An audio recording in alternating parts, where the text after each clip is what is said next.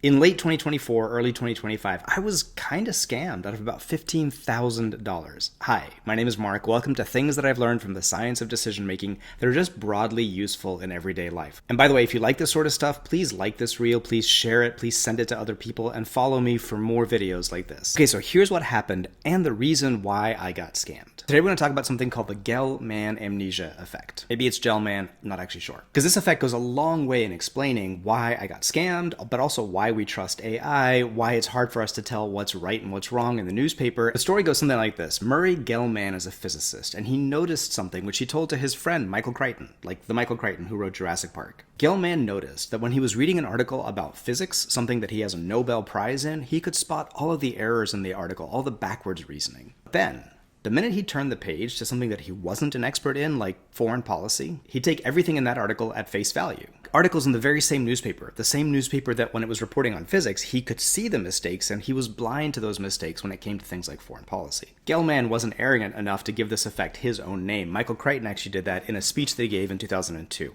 This amnesia that when you're reading about something that you know something about, you can spot all of the errors. But the minute you start reading about something that you don't know anything about, all of a sudden you take it as gospel. And listen, we see this all the time when it comes to AI output. We know that the large language models, the ChatGPTs, the Claudes, the Perplexities, all that, we know that they're wrong. We know that they make mistakes. And in fact, sometimes they make mistakes as much as 92% of the time, thanks Elon Musk. And so when we ask them a question that we know something about, we can pick out the mistakes that it makes. Then how many times has somebody sent you, or have you sent to somebody else, the AI output of a Google search, just kind of taking that at face value?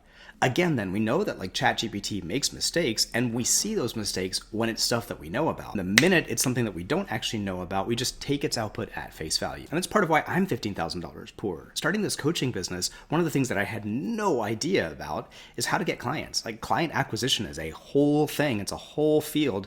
And I'm not a marketer, I'm a surgeon, I'm a decision scientist. Marketing is not what I do. So somebody recommended using this company that promised to get you clients just whenever you wanted them. They would help you build this entire funnel that would get clients into you. Something I really wanted, something I knew nothing about. So I'm primed for the Gell-Mann amnesia effect. And then the person that was talking to me about this, super confident that we could accomplish the things that I wanted to accomplish. So immediately I believed it. And let's just say the client acquisition funnel didn't function the way that they promised it would function. The point, though, isn't to slag that particular company. It's to say that we're all kind of susceptible to this Gell-Mann amnesia effect. Okay, this video is getting a little bit long, so I'm going to cut it off here. But this week's blog post dives a lot deeper into the Gell-Mann amnesia effect. And it also gives you a couple of tips and tricks for how you can notice and counteract this amnesia effect in your life. All right, send me a DM if you want a link to that blog post. And please don't forget to like, to share, and to follow along for more of these. I'll see you next week.